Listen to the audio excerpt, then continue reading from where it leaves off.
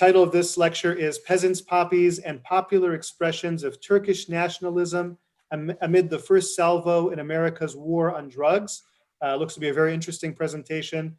I want to first of all thank the organizers and co-sponsors. So I mentioned I'm with the Muslim Studies program. The event is co-sponsored by the Center for European, Russian, and Eurasian Studies. And we have with us Professor Norm Graham, the director of SIRS, and also James Madison College and Asian Studies Center. So we thank them all for co-sponsoring this. And let me tell you about our presenter before I turn it over to him. Professor Kyle Everett is an associate professor in the Department of Geography, Environment, and Spatial Sciences, trained to study geographies of the Middle East and North Africa and the former Soviet states of Eurasia. Most of Professor Everett's research deals with topics associated with geographies of Turkey and its neighboring states. In particular, he has published on the cultural and historical geographies, political geographies, and cultural ecologies of the country and its wider regions. Some of his recent research concerns include geographies of the opium poppy, of health and well-being, and identity place constructs such as nationalism, territoriality, and regionalism. So with that, please join me in welcoming Professor Kyle Everett. And I'm going to pin his video, and there we go. Well, thank you very much, Mohammed, and thank you everybody for joining us here. I haven't done one of these kinds of presentations before online, but we'll see how this goes. For some of you that know me and have been around MSU for a while, you'll realize that this is nothing entirely new for me, nor is necessarily even presenting on opium poppies for Muslim studies or SIRS or Asian studies entirely new for me either. And I think I even recycled the cartoon on the flyer for this one. So apologies if I'm going over things too much, rehashing things a little bit too much. But the work that I've been doing recently has been looking at parliamentary minutes from that period. And the work that I had done before had looked primarily at the English language record. And so what we're going to be trying to do is to get a little bit more of a voice from Parliament at that time, but also from the media as well within Turkey. As we are looking at this, I'll go through a little bit. I'll introduce the topic just a little bit more, and then we'll talk about critical geopolitics a little bit. It's sort of the perspective that I take on this topic. We'll think about why Turkey was selected as a target in the war on drugs. We'll talk about Turkish reactions, and then we'll also think about Turkish solutions. And then I'll summarize and discuss where this fits in within the larger body of work that I'm currently looking at and trying to pull together a little bit. Sources of support: I had funding quite a while back where I was able to do archival work in the United States at the National Archives and at the Library of Congress, other places from the Kennan Institute and the Wilson Center. A lot of the other support that I've received has all been internal to MSU, and I've received support from not only my department, but from a number of units in ISP, Muslim Studies Program, Asian Studies Center, CASID, and GenSed, in addition to SIRS and Muslim Studies Program again. I think I mentioned it twice, but it's okay. It's an MSP sponsored event, so we'll mention it multiple times here. When we think about the poppy, one of the things that I try to start with all the time whenever I'm teaching on this in classes is to think about it in terms of its ecologies and where did it originate from. A lot of times when people think about opium poppies today, they'll typically think about either Afghanistan or maybe Southeast Asia, maybe even a little bit Mexico. But if we're thinking about the opium poppy as a plant itself and then as a crop, we have to look actually to its place of origins. And coincidentally, this is where we're talking about it in this context today too. And most people would situate it, most scientists would situate it somewhere around Anatolia, either within Anatolia itself or a little bit into the Levant, or maybe on some of the islands nearby Anatolia. But basically the Anatolian Peninsula, where most of Turkey is, it's the Asiatic part of Turkey, is where we would think about the plant having originated from. There are a lot of varieties of poppies, should be pointed out, but the opium poppy in particular is the one that we're dealing with. And it's typically regarded that the sort of domestication of it, as it were, you don't necessarily need to do too much with the opium poppy. It'll grow anywhere. It's one of its virtues. But it was kind of harnessed and put into the service of people for one reason or another. And that's typically regarded to have occurred also within Anatolia as well. And there are a lot of reminders of its presence there throughout history too. If you're in Turkey and you're looking at some of the antiquities that are there, you'll note, for example, the presence of the poppy or of other kinds of imagery that are related to the poppy in a lot of old carvings and statuary and other things as well. It was always geopolitical too, when we think about it. Once you had it start moving beyond just Anatolia, as we would associate with it significant revenues in terms of wider regional trade. And once you start to do that, you start to think about states wanting to control it in one way or another, either to harness the taxes off of it, or maybe in more recent history to prohibit it variously. But we think about it as always having had this sort of geopolitical aspect to it as well. Now, if we're moving forward and we're thinking about modern day Turkey, well, the predecessor to modern Turkey was the Ottoman Empire, of course, and that continued the Ottoman Empire into the early 1920s, when the Turkish Republic took over and went on from where it had ceased to exist, basically. But the presence of the poppy is undeniable in terms of even the basic map of the nation state of Turkey. If you're looking at this map with me right now, and you're looking at the western half of Anatolia, or Asiatic Turkey, you'll note right in the center of that half of Turkey, there's a little bit larger province with some lakes kind of towards the south of it, and a little bit on the edge and overlapping it. That is pink on this map. And this province is listed as Afyon.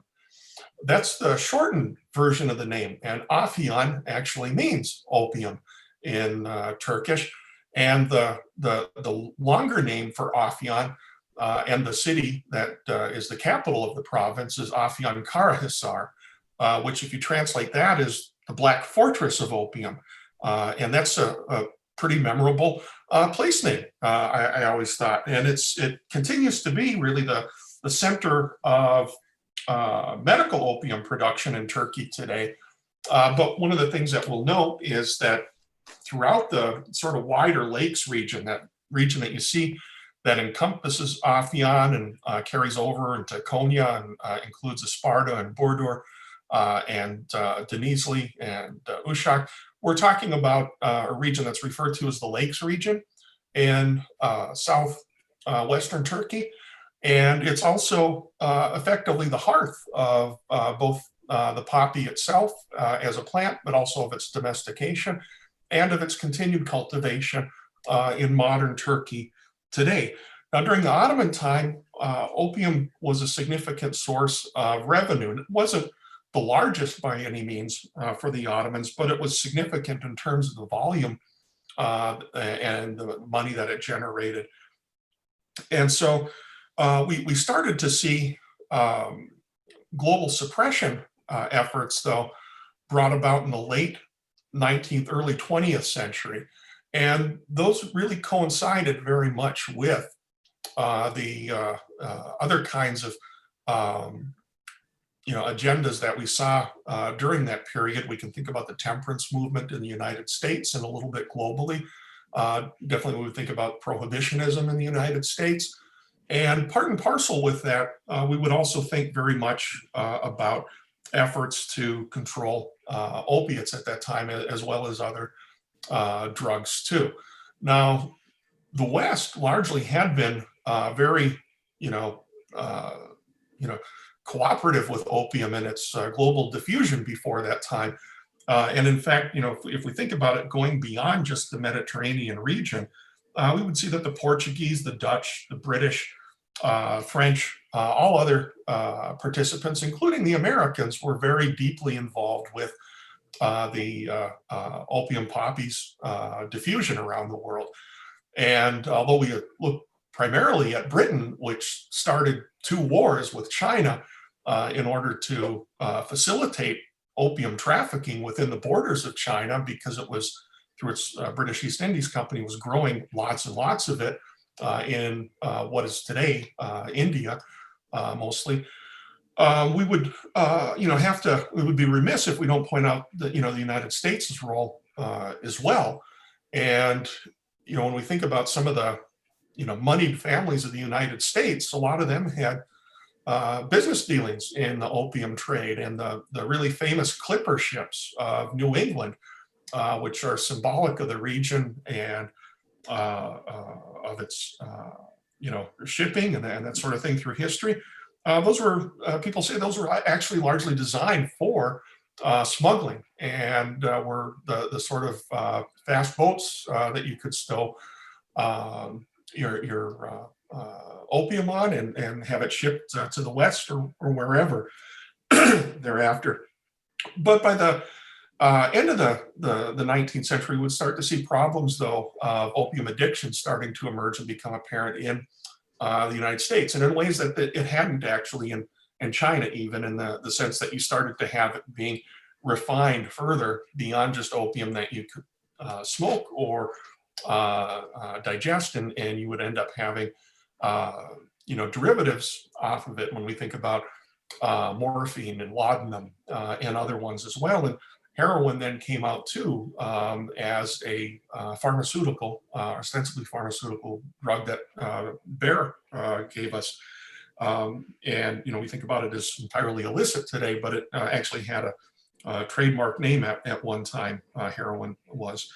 And so we started to see these problems then of consumption in the West, and given the kind of orientation that the West was in at the time, where we should just prohibit things under temperance and prohibition, we ended up seeing states starting to move. And it was a very easy thing to do as well.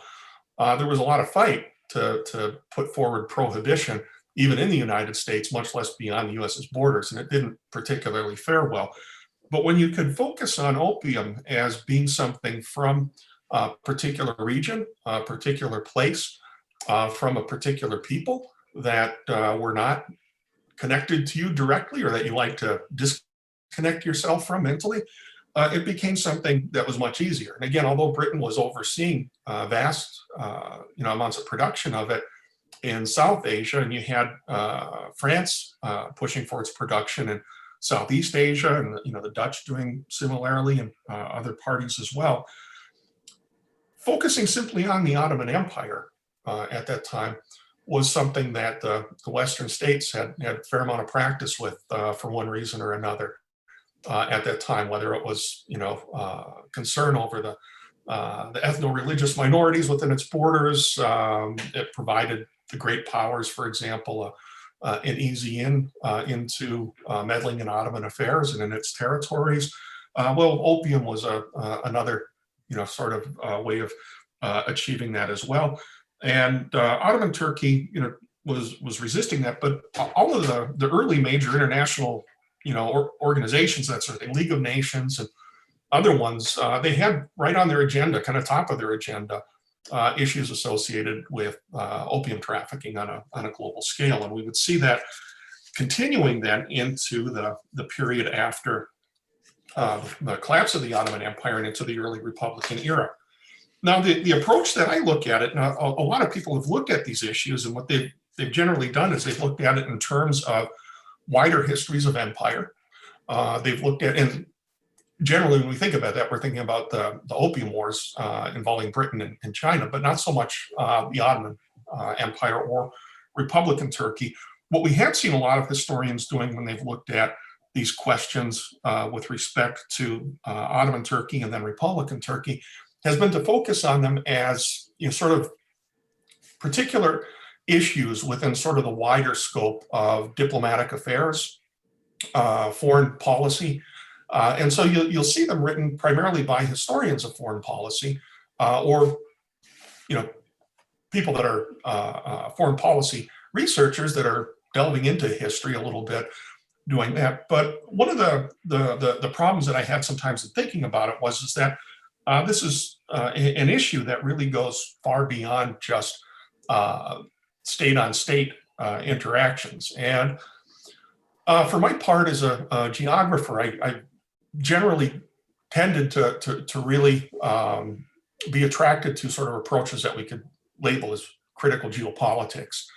And when we're thinking about critical geopolitics, we're talking about taking critical theory, postmodern theory, and applying it to geopolitics. Now, the tradition in geopolitics was to think about sort of ideas from the perspective of the state and its rulers and those that would be advisors to those rulers, and then so-called experts who were oftentimes trying to insinuate themselves into the company of the folks that were previously mentioned in the institutions.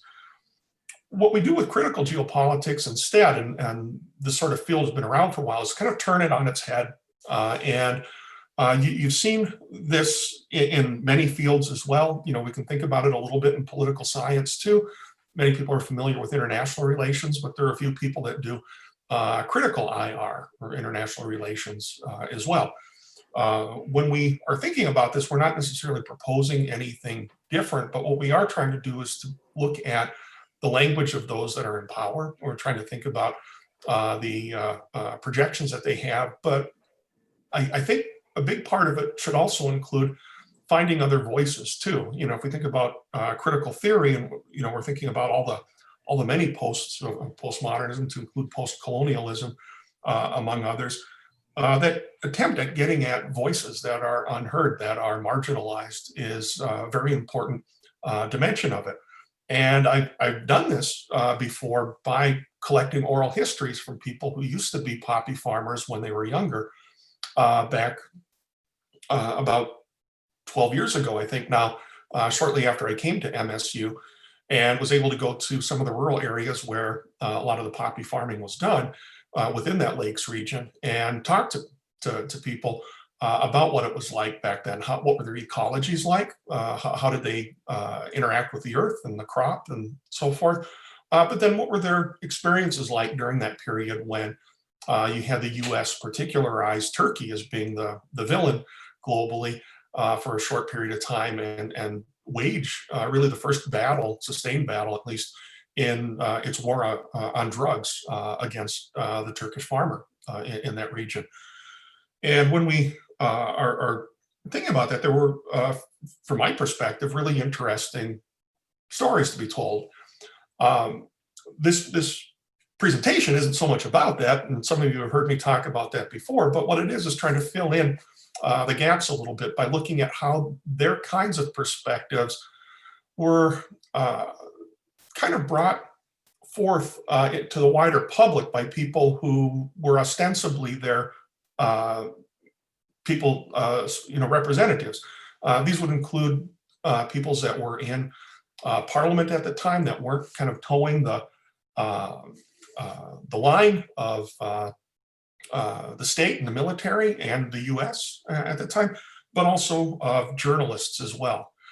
And when we think about critical geopolitics, well, I think, you know, I always like to make reference to Stephen Colbert, not just because I enjoyed the program that he used to have when he was kind of in character and he would talk about truthiness. And then that became a word that was accepted into many dictionaries, Webster among others. But we can think about, you know, sort of what he was stating. And as he says on this little infographic, it used to be everyone was entitled to their own opinion, but not their own facts. But that's not the case anymore. Facts matter, not at all. Perception is everything. It's certainty. And so in this period, this very dark period of alternative facts, I think this is still a very good case, because a lot of the justification for why the US selected Turkey centered on particular alternative facts for which there is no source. You can't find it. You couldn't find it back then when the Nixon campaign was putting it out. You couldn't find it during the Nixon administration, and you've never been able to find it since then. But what the Nixon administration was claiming was that Turkey, for its part, was providing the United States with roughly 80 to 85% of its heroin. Now, that figure was very problematic. We can look at not only the very problematic aspects of Nixon's war on drugs and what the real intents were. There were several of them. A couple of years ago, John Ehrlichman, his voice came back from the dead, as it were, when he was quoted from some research that journalist Dan Baum was doing in the 1990s, and he was bringing that back up. He didn't use it in his work at the time, but it was included in a piece that he wrote for Harper's in April 2016. And he was speaking with John Ehrlichman. You can see John Ehrlichman here with Dick Nixon. And in this quote that's been, it was kind of big news at the time in a lot of American newspapers and beyond, Ehrlichman stated, the Nixon campaign in 1968 and the Nixon White House after that had two enemies, the anti-war left and Black people. As he continued, we knew we couldn't make it illegal to be either against the war or Black. But by getting the public to associate the hippies with marijuana and the Blacks with heroin, and then criminalizing both heavily, we could disrupt those communities. Did we know we were lying about the drugs? Of course we did. So when we think about this, well, you need a little bit of fictional facts to help sell that line, and that's exactly what they had. Nixon's campaign, and then his White House was declaring that Turkey was coming up with 85% of the heroin entering into the United States. Now, what was wrong with that? Well, by every estimate, Turkey was producing maybe 15 to 20% of the world's opium at that time, or heroin, excuse me. And the vast majority of it was actually, in fact, coming from Southeast Asia, not infrequently without help from the United States at the time. If there's any doubt that you have about that, go read the histories by McCoy, a historian at University of Wisconsin-Madison, who specializes in Southeast Asia, but he was the first one to start documenting the CIA's role in selling drugs as a way to fundraise, creative fundraising, entrepreneurial spirit. Some of their illegal activities in Southeast Asia that went beyond just the mandate of the war in Vietnam. And we ended up seeing this sort of, bogus number. Now, some people have referred to these as, kind of journalistic facts that aren't facts at all, but they get repeated so much that they kind of take on a life of their own. And so in many respects, all the kinds of stuff that we're talking about here, there's a lot of resonance with politics in this country right now, with alternative facts, journalistic facts, some pretty dodgy behavior by particular politicians and so forth. When we're thinking about this, though, we're also thinking about it beyond Nixon's own goals. And it wasn't just to create enemies within of the would-be left and African-American community, but we can think about it too. Nixon wanted to have his own police force, and he didn't have that with the FBI because of Hoover. They were political rivals, and he knew that he could never depend on Hoover and the FBI. And so what he wanted was his own federal agency that would be responsible only to him. And that's where we ended up getting the Drug Enforcement Agency from, effectively, was that drive for police force. Again, we're wading into very familiar territory here, aren't we, when we think about deputizing Homeland Security people to go work in Portland, Oregon, and so forth, and why we should fear people that include college professors and many others. But that gets onto a lot of other stories. But what we had going on, though, too, was you had this initiative, a very suspect one on many levels, to say the least. Nixon put it into force effectively as this war on drugs and tried to make Mexico the first target of it. There was implemented a program that was called Operation Intercept, and it was stopping traffic at the US-Mexican border. The problem was he didn't do anything ahead of time. People that were helping him, which included, everybody's favorite cast from the Watergate follies later on, G. Gordon Liddy and many others were helping him with the war on drugs. And they didn't consult with anybody, business people in the US or in Mexico, who had a lot to say about having the trucking delayed at the border. And so Operation Intercept was declared a resounding success after about, I think it was 11 days. And then it was renamed Operation Cooperation, and then it ceased to exist, but it was declared a success. When we saw what happened next, though, was, well, let's go after Turkey, the major source of heroin, according to the Nixon campaign committee, right? So it has to be true. Well, you had circumstances at that time which made it possible. You had a Cold War context, right?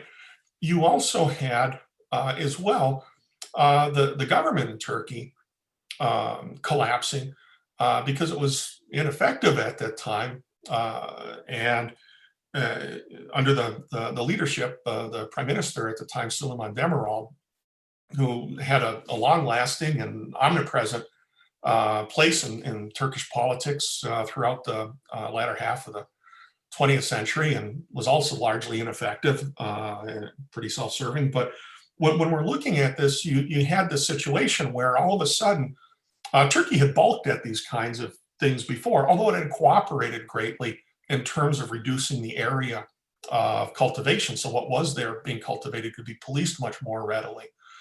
But all of a sudden, you had this military coup that took place within Turkey. And you can see here a picture of Nixon inviting the military installed prime minister, wasn't a democratically elected one, but the military simply said, "You're prime minister," and he went with it, Nihat Aram, to the White House. And this comes a little bit later than where we're getting started initially in March 1972. By then, Nihat Aram's star had fallen pretty far within Turkey already, but he got this White House visit, which was sort of the important thing. But the other fact goes too is that within this context, then you had the Turkish state really not accountable to its own population under this coup. All the democratically elected leadership was being ignored to the extent that they weren't just pushed aside. And at the same time, the military was totally accountable to the United States during the Cold War because it relied on the United States very much for military hardware, supplies, funds, everything else. When we look at this, also, we can go with the conventional explanation of who do you select when you're, prosecuting a war on drugs? Well, you don't select enemy states. You're not going to get anywhere.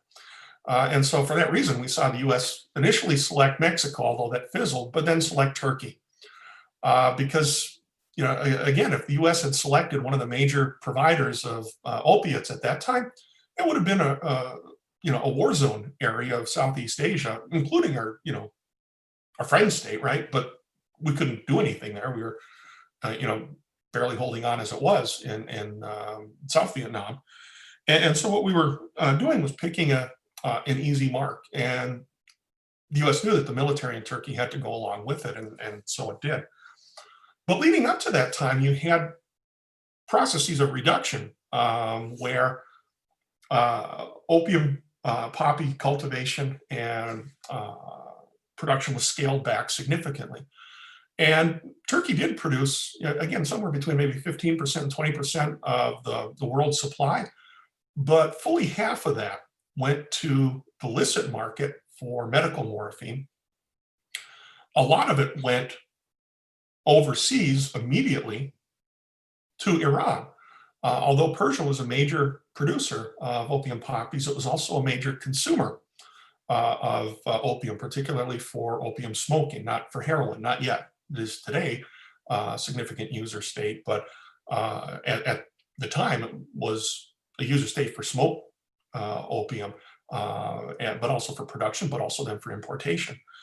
And then it also sent some out to Europe too. Now we would have to assume that far more than what it was actually producing, not only was able to be sliced in half, and then half of that was going to Iran, and then the rest going to European markets, and then somehow the US's supply was all of a sudden 85%. It just never worked. It never did. But you can see here a map from 1949 from the UNODC, the United Nations Office on Drugs and Crime, the area to which it had been restricted already by 1949. And although Turkey stopped seeming particularly relevant by the 1930s as a target for the West, it was simply because of the movement towards World War II, and then the experience of World War II that the West lost its focus, but it started to train it again right after the war. And we would see Eisenhower under his administration pushing a little bit for the same kinds of things. So Turkey was reducing the number of provinces that it had significantly. But what we ended up seeing, though, was that was not dramatic as a sort of a war on drugs victory, as it were. And so what we had kind of being put together then was the bogus numbers being put out, Turkey being targeted as this drug state, and really the sort of problem that Nixon invented for himself with the emergency of drugs in the United States being a problem he created, but also intended to solve. But then he would do it by putting the blame on the Turkish opium farmer. And that was pretty much exactly, sort of the way Turks viewed it too at the time. Strangely, people in the United States were not questioning things at that time. And maybe it would have been unpatriotic back then. Who knows? Just like we shouldn't question our president today. But we, would have done a lot better as a nation had we asked a lot more questions about this back then. You can see here this cartoon. Well, Nixon's got a drug problem at home. It doesn't point out that he created that largely. It says, under American pressure, Turkey's poppy production is limited. And this appeared in one of the most prominent national newspapers of the day. And this was in 1970. So leading into that time period, there was obvious evidence that, again, the US was ramping up pressure on Turkey. So Turkey continued to restrict the number of provinces. And this has been something that, again, had been going on, going back to the 1930s. The Turkish government had a fairly tight legislative control over opium poppy production, but in practice, it wasn't so tight for a number of reasons. One, you had a lot of seepage into illicit markets simply because the government's monopoly system wasn't particularly effective at buying all of it that was produced.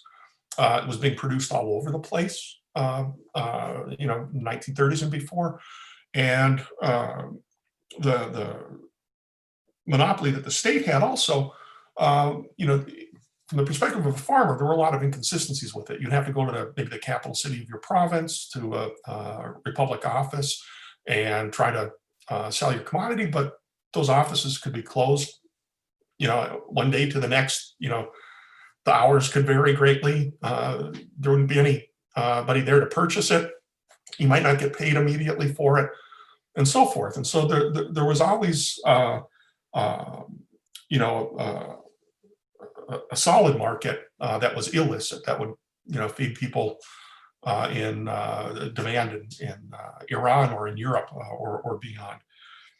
And that wasn't regulated very much either. So you had these sort of laws on paper, but they started to become increasingly enforced by the late 1960s, early 70s.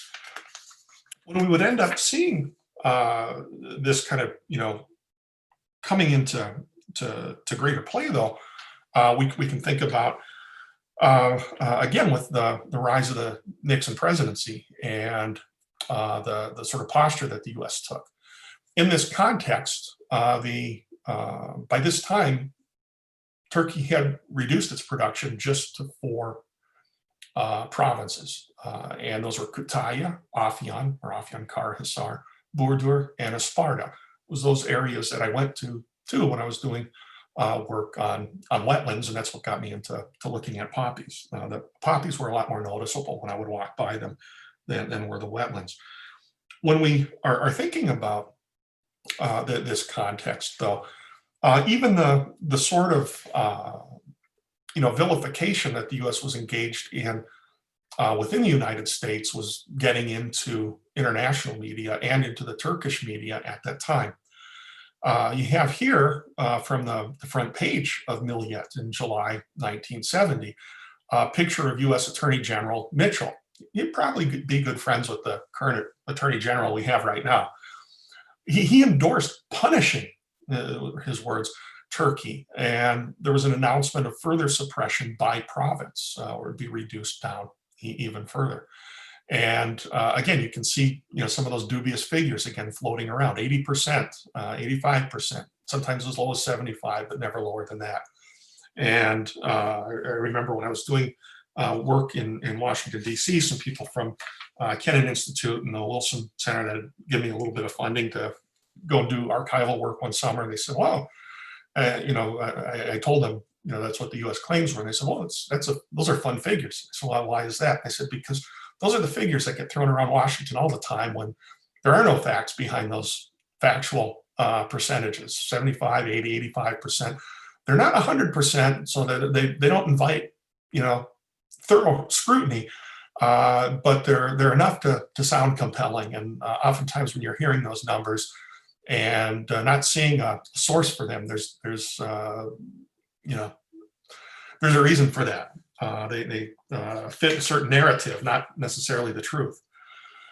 Well, what you had then under this was the suppression, the eradication of the opium poppy within Turkey. Turkey banned it, and it was a severe experience for the peasantry. Now, already leading up to this time, the MPs in Parliament, throughout all of this, coming up to the ban, have been voicing what they viewed as the sort of perspectives of peasants, but also their own perspectives as members of the Turkish nation. And you would see consistently, sort of a effort to speak on the behalf of both peasant and nation, as it were, by people who were critiquing this, both in Parliament, but also in the press. And outright, these were described as violations of Turkey's sovereignty, which they were. They were also derided as not based on fact. They weren't fact-based policies at all, but they were policies with very questionable agendas, not only as linked within the United States, but in terms of world economy and politics as well. And why was Turkey being targeted in this way? It's good to note because, as soon as Turkey seemed like they were out of the picture or going out of the picture, that became an immediate moment for Australia to jump in and say, we'll produce medical grade morphine, and we'll do it on Tasmania, and it won't get away because it's on an island and there won't be any seepage of it into illicit markets. Well, before I get to the end, and don't mean to surprise you, but Turkey did reintroduce the poppy. And despite many tests by the UNODC and by other parties internationally, there's been no demonstrated leakage from Turkey's poppy supply since that time. Turkey has continued to be a significant transit state. So the opium that's produced in Afghanistan flows through Turkey by way of the states of the former Soviet Union. And then after we went into Iraq, quite a bit went through there as well. But there has been seepage out of Tasmania, which, again, didn't offer the sort of protection that they promised at the time. But within the Turkish media, there were a lot of suspicions about, well, this is just a commodity that might be lucrative for some, and so that's being taken away from us too. And that was voiced as well. In terms of just the scaling down to 4 provinces, there were a lot of MPs that were very suspect that Sparta was on that list. Again, it's the home state of Suleiman Demirel, the fellow who was the ineffectual prime minister leading up to the coup, and then became prime minister several times again after that later on. And you had these kinds of voicings of both nation and peasant, so that the two became kind of symbolically conjoined. Now, that had happened before in Turkey quite a bit. A lot of early Republican imagery was based on referring to Turkey's status as an agrarian country and a nation of peasants, and sort of expressions where every peasant is, or every farmer is, a gentleman, or the outstanding citizen would be some of the expressions that would be attributed to Ataturk and things like that. But you had sort of genres of literature and art, that sort of thing as well. But this really politicized the peasant in a way that it hadn't been before, and it really created an edge to Turkish nationalism that hadn't been there before, and it was starting to be an edge of anti-Americanism. And the U.S. sowed the seeds for this very much through this very arbitrary designation of Turkey as this, single source of heroin and this evil entity that needed to be confronted. Well, the announcements of these kinds of things, and denouncements of it, I should say, in the press and the media continued throughout this period, although the government the military state would try to control that and would put some publishers out of business and that sort of thing, and tried to minimize the accessibility to the parliament floor for MPs and diminish the likelihood that these kinds of sentiments would come up in debate. And so a lot of the documents that you get from the parliamentary record are not documents that we have from the debates, as it were, that would be formally organized or centered, but they would be extemporaneous speeches that MPs would give. They would get up and they would just kind of give an address on this topic for a few minutes, and then they would sit back down. They would get put into the record. That's where I can find them, but they weren't, sort of opportunities for voicing dissent that were made easy by the military or the military-controlled powers in the state. What you did have, though, was a movement back towards democracy and elections, though, within Turkey. And in that context, you saw all candidates going and speaking up for the peasant and the poppy farmer in particular, and denouncing what the U.S. had done to them during that time period. The person who benefited the most from this, and who also made the same pledge that every other candidate did, that we're going to bring the poppy back to Turkey when they realized how unpopular it was Bülent Ecevit. Now, Bülent Ecevit entered office in January of 1974, and he was out by November 1974.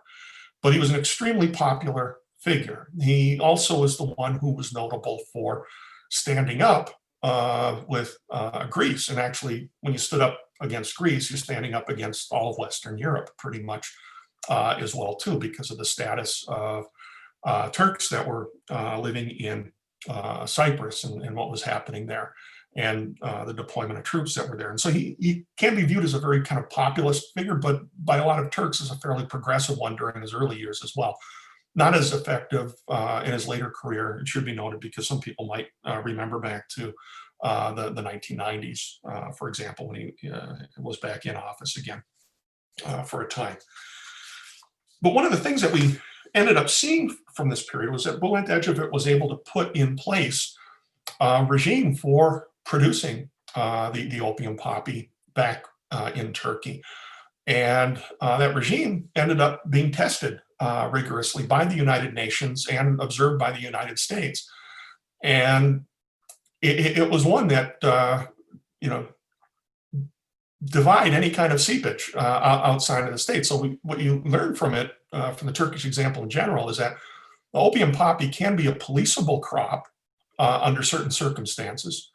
It can be harvested in ways that minimize the chance for seepage diversion, and that it was a resounding success. But one of the things that we also learned from it too is that it also very much remains a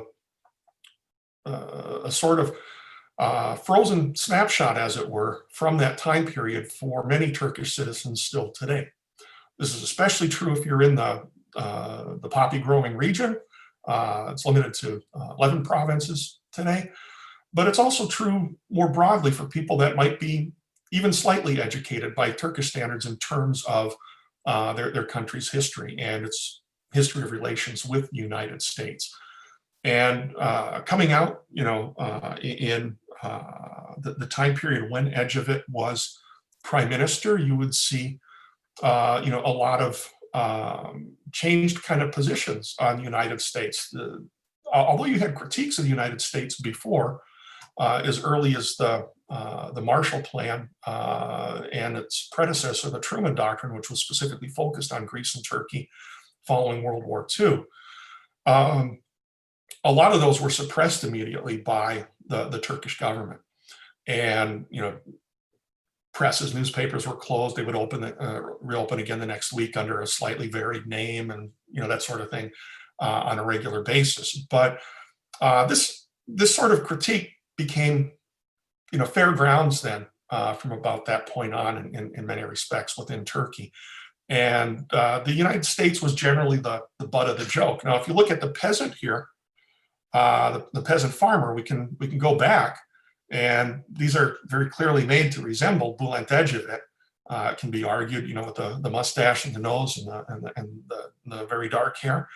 But you can also look at the sort of groveling nature of Nixon, and sort of the sort of association with the United States of not just a would-be empire, but also as a very corrupt entity that they were being confronted by and dealing with as well.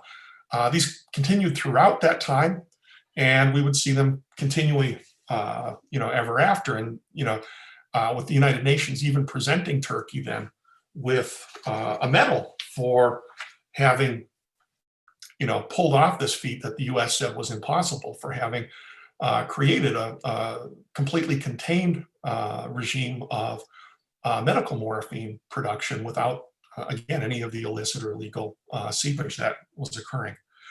When we think about this continuing to today, well, this continued to exist up until the present day, although there's been a lot of threats towards the peasants in Turkey in various ways. Some farmers love Erdogan because he's very pro-big agriculture. They're the big farmers.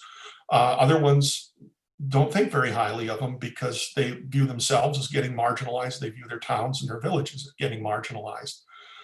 For me, what I want to do is kind of get into sort of deeper historical analysis, both by looking at documents as I move on, but also more oral history. Now, unfortunately, a lot of the people that I spoke with about 12, 13 years ago have passed away. Stay in contact with some of the people from the communities that I did work with initially.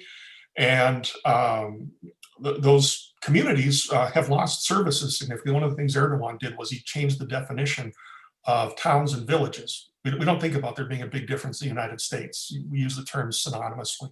But in Turkey, it was a big difference because if you lived in a town, you had all kinds of extra services, a clinic maybe, schools, sort of a mayor and other people. Erdogan is part of his initiative to try to get people to move from the rural into the urban and join the regular workforce and help, continue this growth, bubble that he's been producing in Turkey.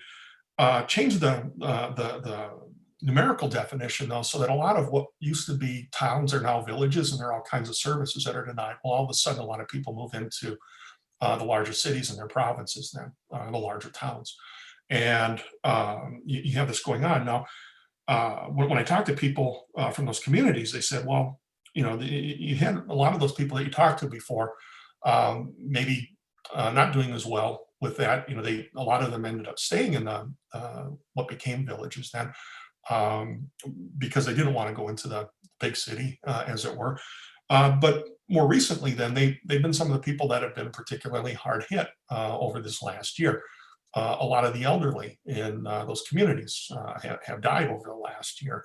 And when I spoke with one of the people who was my research assistant back then, and is a friend of our family's, she said, well, a lot of them aren't alive anymore. They died during this past year, if they had lived up until this time even. And so what I'm hoping to do, if I can go back sometime soon, but the people that were my research assistants back then said that they'd help me out too when I asked them, is to talk to the people that were their children, people that were children during that time, and kind of get a sense of sort of, childhood recollections that people have today of what it was like living in those communities, what it was like, before, during and after the eradication program and reintroduction. There are a lot of, kinds of works that are devoted to, children's geographies, child studies, those kinds of things, and a journal called Children's Geographies. I thought maybe I would target for an oral history, kind of looking back at people's childhood and trying to get a better understanding of it. But then also kind of assembling these in such a way where I'm putting together the work that I've done before with the work that I've done now and continuing to do, and ideally go beyond just the articles that we usually write in geography to maybe turning into a book project in the coming year or two as well. Thank you very much. I hope I didn't talk too long, and I'm very happy to turn this back over to Mohammed. Thank you so much, Kyle. Appreciate that. Now let us open the floor for questions. You have an option to type in your question in the Q&A. I know if I move my cursor, I see it at the bottom. Also, you may unmute your mic if you have any questions. So I have a question. Hey, Kyle, it's Laura. Hey, Laura. How you doing? I'm doing well. Good. Yeah. Yeah, So I have, oh, okay, we can't do video. I was going to say, So anyhow, I'm doing all right. I have a couple of questions. Thank you for that really wonderful talk. I think as I expected, you win the prize for the best slides and really funny cartoons. So thank you. Those were amazing. Tricky Dick with his tapes jangling out of his pocket there with the peasant was, quite interesting. But I have two questions. You can choose to answer whichever one you want. So one of them was, I was wondering initially, and then you got to this at the end of the talk, about the impact of the war on drugs within Turkey. So kind of who were the political interests and the targets? And then you talked about that towards the end of your talk. But I was wondering, did this war on drugs really help to facilitate the rise of a military dictatorship because of the alliance with the US, or because of internal politics and icing out other democratic forces? I don't know. And then my second question was about usage and about basically addiction. So when you've got a third of a country that is producing poppies and opium in the early 20th century, I'm really curious about farmers' use, what percentage of the population used, how did that change over time, and why, or maybe I just don't know, maybe they did, yeah, addiction. You think about addiction in the United States now, where they estimate 30% of the American population is addicted to some kind of opioid.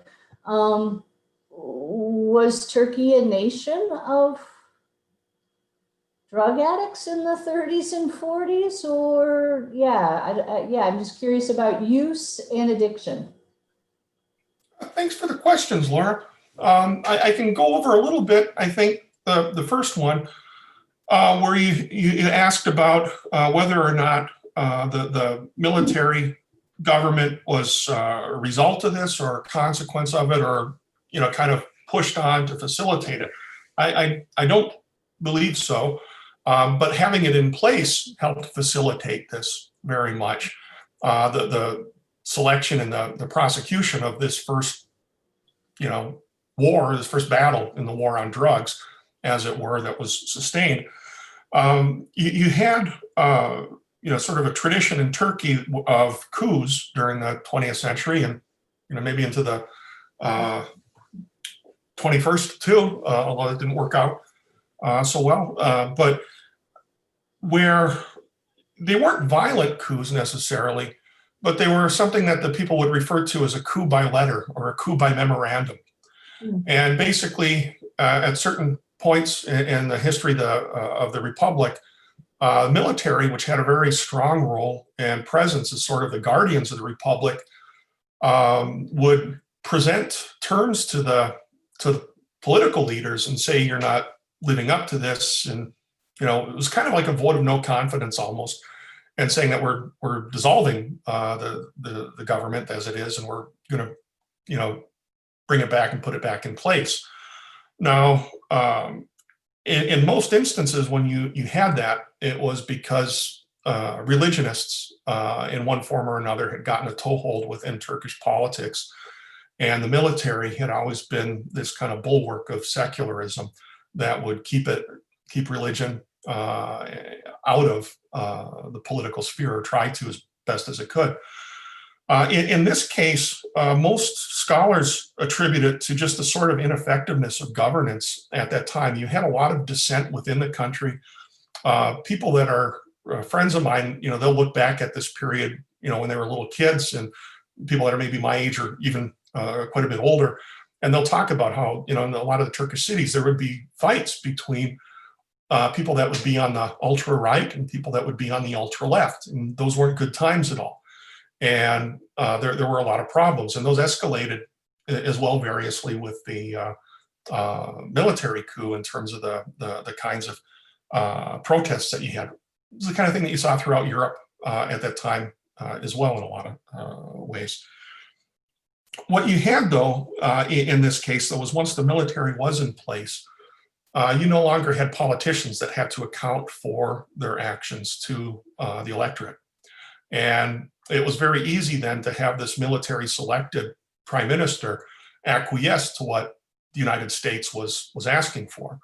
And it was this complete ban. They wanted a very public, PR friendly kind of victory that they could throw out to the American public and to the world to show how effective Nixon and his new approach of policing was on a global scale.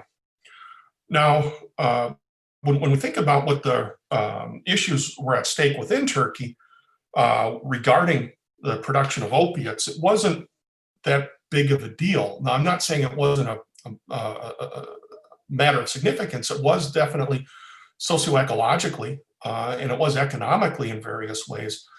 But you didn't have, outside of some of the bigger cities, sort of cultures of consumption, the way that people who are from Persia or Iran sometimes talk about it. If you read, Persian literature or ethnographies and talk to people from there, it's not that uncommon to run across authors, artists, for example, from the 19th, 20th century who would smoke significant amounts of opium at times or throughout their life. In talking with people, sometimes you would run into people and, oh, my uncle did that a lot, something like that. And I think sometimes in the United States, especially with people my age and younger, I think, have this narrow view of Iran based totally on the Islamic Republic of Iran. But you really had a very diverse population back then. You still do today, but a lot of it is suppressed in terms of sort of different views, different beliefs that go beyond just political Islam. And there's famous works on it by historian Nikki Keddie on how there was this fundamental radical religious union in Iran that only together was able to topple the Shah. And then the religionists sold out the radicals basically and purged them. But we don't see that in Turkey as much, where it's an issue. Definitely you did have drinking in certain contexts in Turkey, despite religious prescriptions. But the people in the villages would use the poppy on a very regular basis and for a lot of things. When I had given presentations before, I focused more in terms on their views of the plant, the poppy, and on their impacts as felt. And there was one woman that said they banned our bread, and she was meaning that literally, not just sort of metaphorically, in that a lot of the people within the poppy growing region would have poppies figuring in one way or another pretty prominently within their diet.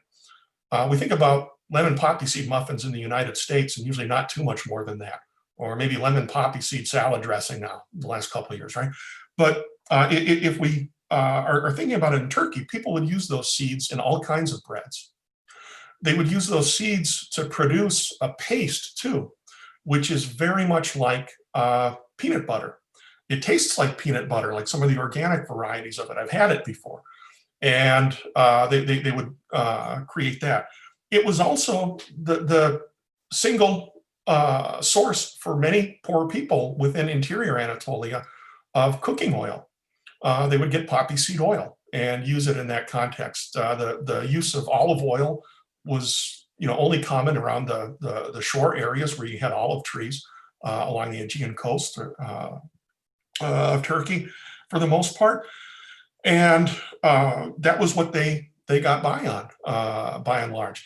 They would use the poppies for a lot of other things too, in terms of diet, but they also used it sometimes. Now, in some places, farmers will say, no, we didn't do that, or we never would have done that, or, our livestock wouldn't have, been well if we did that. But some talk about having given the leaves of the poppy plants to their cattle.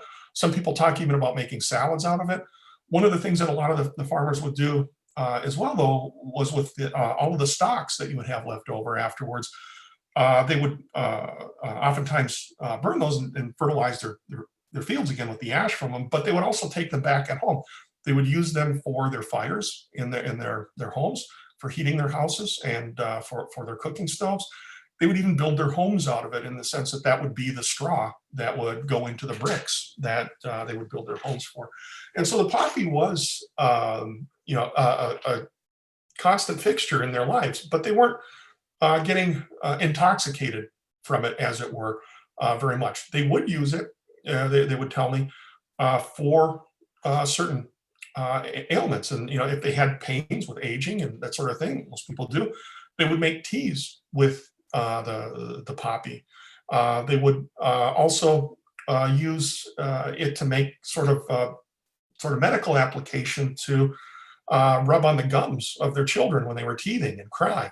Or sometimes they would give those children a little bit too, if they were being a handful, as we used to use the expression when I was a kid, just to get them to kind of take a chill pill, I guess, was their equivalent to Ritalin, or but far less commonly prescribed. But when we think about it, it had this constant presence in many respects, but it wasn't something that was viewed as dangerous, or it wasn't haram by any means, because the uses that they had for it weren't that. Were there addicts? Most of the people will say no, but some people will say, well, there were a couple people that would get drawn into it, but they would become ostracized very quickly and be compelled to go to the cities. And once you got into the cities, during that period, you would see, rather different dynamics, and sometimes you would end up having some presence of addiction. But for the most part, you didn't have the sort of pervasive problem with it. Now, part of that too was in Turkey, it simply wouldn't get refined the way that it is now for people that are consuming opiates in the United States. And in fact, if you think back as early as the early 1970s when this was going on, and the big film at that time that Gene Hackman was in, The French Connection. Well, that connection was essentially a commodity chain that connected growing fields in Turkey with heroin laboratories in Marseille, France, and a big market in New York City. And while that was going on, again, I would contend a lot more was coming from other sources at that time. And I think every other person that has any kind of expertise would as well, when they factor in Southeast Asia, among other places. And Mexico was starting to get into producing it at that time for a spell as well. But a lot of that kind of processing wasn't going on within Turkey even. So it would be the bricks of opium, not heroin, that they were exporting out to be refined, processed someplace else. Thank you for that. I do see a raised hand from Matt Pauley. So Matt, if you're, yep, perfect. Yep, good. Hey, Kyle. Good Hey, to Matt. see you. Always love it. Always love your talks. Well, you can't see me, right? No. I see a little blue hand up though. I'll take it down. Thank you very much. I was fascinated also by your response to Laura. I had two questions, one of which followed up on Laura, which is about the domestic environment. So if I understood you correctly, there was a much wider area under cultivation for poppy before this constraint, right? So I would like to know a little bit more about what criteria factored into which provinces were given the right to continue cultivating opium, and if there was any pushback, I expect there was, from those provinces which found themselves no longer able to cultivate opium. And then secondly is about the international environment. In a way, your response to Laura suggested a wider concern. You raised the film, The French Connection. Is the US the only country placing pressure on Turkey well, I guess the US is going so far as prohibiting, asking for a prohibition, but are other countries also concerned about the export of opium from Turkey? And is this in any way factoring into Turkey's position within NATO in regards to the 1974 Cyprus conflict? Is Turkey finding itself already constrained by this image as a bad actor once the Cyprus situation worsens things for Turkey that much more? Thanks. Thanks, Matt. And please let me know if I don't hit on every the points of your question or something. I'm happy to pick up on any of this too as I go along and try to answer. If we go back to the early 20th century, again, when you had League of Nations and other kinds of international institutions, and also international conferences, one in Hong Kong, one in Shanghai, and elsewhere, it wasn't just the United States in those contexts that was pushing on Turkey to go ahead and concede to Western pressure to cease any and all production or police it more, or what have you. By the time that we would see it, though, and it wasn't either, for that matter, following World War II. I noted that it, kind of during World War II and the years leading into it, sort of international pressure on Turkey had dissipated to a large extent. In the aftermath, you had some concerns. Some of those concerns that European powers had were more about areas in Southeast Asia and South Asia a little bit in terms of ongoing regimes of production, concerns about places where the French had encouraged it, for example, and other European powers, but then them coming back and saying, let's do something about this now. But to a large extent, what you ended up seeing with this war on drugs as we know it, as it was declared by Nixon, it was, I would have to say 100% the United States behind it. Now, there might have been some other powers that thought, well, if you can do that, great. But it was 100% coming from the White House, and before then the Nixon campaign. When we look at it, there are kind of wonderful stories. I mean, they're chilling stories, but they're not anything that we'd be shocked at given what's been going on recently. But accounts where the U.S. ambassador to Turkey at the time was very familiar with Turkey and the country and Turkish politics and everything else. Went back to Washington on one occasion, and he had G. Gordon Liddy screaming in his face that if he didn't force Turkey to do this, that the U.S.'s entire fleet for the Mediterranean Gulf region area was going to be going through Istanbul and laying waste to the city. These kinds of bizarre characters that we would think, as we were little kids, idealistic, would have no place getting anywhere near, executive power in our country. Sounds kind of familiar now. But when we look at sort of the kind of stuff that was going on then, people at the time that knew Turkey knew that this was bullshit, and they knew that it was. And I'm talking about even within the State Department and elsewhere, that it was something that was being largely fabricated. But to what end, people weren't 100% sure yet at that time. And the sort of fanfare to which it was announced, and but when we think about those speeches, though, the sort of installation of fear and Nixon's politics, that was part and parcel, though, of his reaching out to that silent majority that he spoke about. And part of doing that was getting people to be afraid that this creeping menace would get into their children's bedrooms. And he was using that vocabulary exactly about it in the speeches that he was delivering. This is going to sneak into your neighborhoods and into your houses. It's going to mess up your kids' lives and your family and everything else. And so it was this sort of constant sort of refrain of fear that he was pushing within the United States. And again, we know what that's about. It was about, ongoing civil rights issues within the United States. It was about political dissent within the United States at that time, and his efforts at the time to seem like the strong man that would fix it. Sounds familiar? Maybe. But when we are thinking about this, though, too, again, the sort of context of Turkey, it baffled people really that were there quite a bit. And some of the MPs, you mentioned what was happening in those provinces where it was being restricted from increasingly or prescribed from increasingly. And some of the most vocal MPs were ones who just had their province eliminated as one of the ones that could cultivate the opium poppy. But then they would see, for example, Sparta, the province of Suleiman Demirel, remaining on the list. If we look at the sort of rationale for how they were limited during the Republican period, it makes sense in some degree, in that you had the provinces with the greatest amount of production, generally, not always.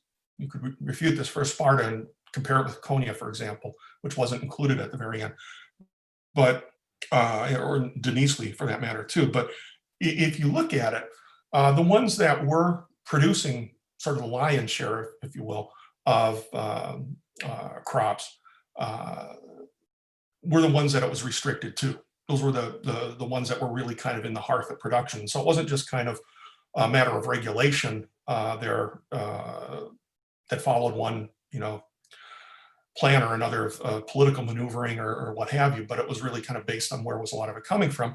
There was also a big intent too on trying to restrict it, I believe, geographically from any of the coast areas.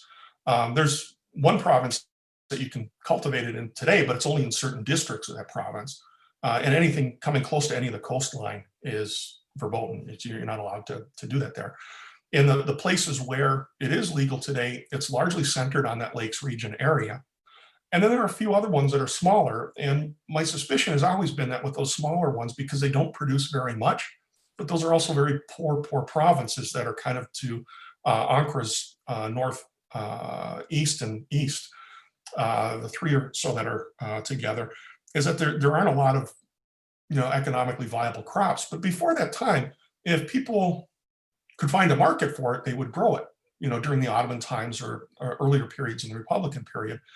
And as a lot of the informants that I had before that were, farming it the old way, would tell me, it was great because it was a ready source of cash, so long as one of the buyers would come by. And they would talk about buyers coming through in the time period of their grandparents and their parents that used to come through the area on camels, which you don't see very much of in Turkey at all, unless they're wrestling. And when we think about, in later days, then, I had a number of stories where people in one of the villages, and a couple of the surrounding ones and stuff, would talk about, in particular, one character that would come through on his mini bike, and he would pick up, the brick or two that you had and give you fair money for it right away and take off. And you didn't have to wait, for a day or two in the province's capital city until somebody decided to open their government office and take care of the exchange for you. And so it was something that you found pretty pervasive throughout, but there were all these other kinds of uses for it that were really innumerable when you start to get there.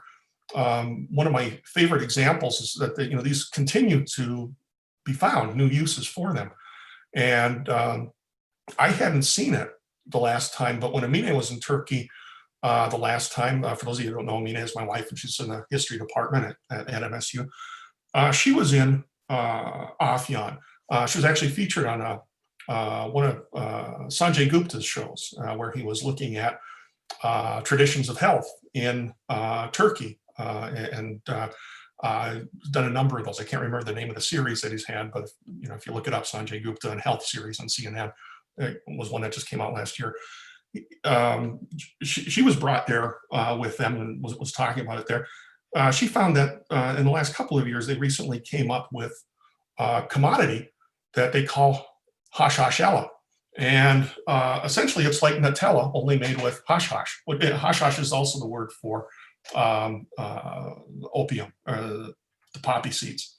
And just like most of the hazelnuts that get into your Nutella in Europe are actually from Turkey, until maybe recently. I think China's been trying to knock Turkey out of the #1 spot for production. Maybe they have by now even. But they're selling, kind of locally, that paste that I described before, a little bit different variation on it. It's not maybe quite as, chunky, dry, peanut buttery kind of stuff, but something kind of similar as well. And there's like endless kind of innovations with it. There's all kinds of breads that you'll see, not just in Afyan, but in the provinces around, and in other contexts, all different kinds of food uses, and the oil too. Well, the US said, why don't you do crop substitutions? The US's answer all the time, right?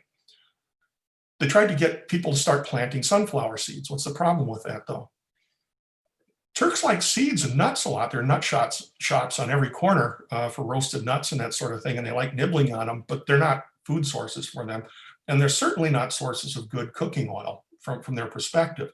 It's viewed as something, very wrong, as it were, to use. It would be like telling my grandmother in the 70s, why don't you use this new thing called margarine? And she would hit you and hit you again until you swore to never talk about anything but butter again to her. But when you're thinking about it, it's very much like that reaction, even more so. And the other thing is too, when it was the poppy seeds, they didn't have to pay for it because they were producing it themselves. If you sit down in those communities, 95% of everything that's at that table, they produced within that village, that town, that wider region itself. There would be some things that they would have to get at the market. Tea, they drink tons of tea in Turkey, more than coffee, that would come from the Black Sea region. But it was black tea. But everything else would be coming from that area. Sugar that's on the table, well, they would get that sometimes from a local sugar factory. A lot of parts of Turkey, they'll grow sugar beets and have factories for that. Some of the people will produce it themselves, grow it themselves, and then they'll go to a local sugar mill, and they'll have they'll trade in a lot of sugar beets and get sugar back in return for themselves. The big thing about being smart is sort of what my grandfather taught. If you want to do well, it's not how much money you have, but how much you don't spend. And Erdogan wants to make sure that they get a lot more money and spend a lot more money because it's better for growth statistics. But the whole kind of way of their life was set to be kind of market averse, as it were, or distant from it, except for on their own terms.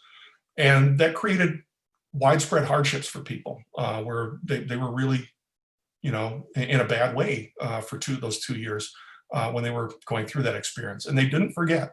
They don't forget that. Thank you. I think we have time for one more question. I don't see any hands raised, but if you're unable to find that raised hand button, you can just unmute your mic and ask away.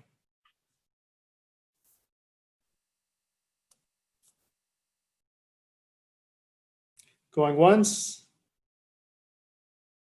going twice.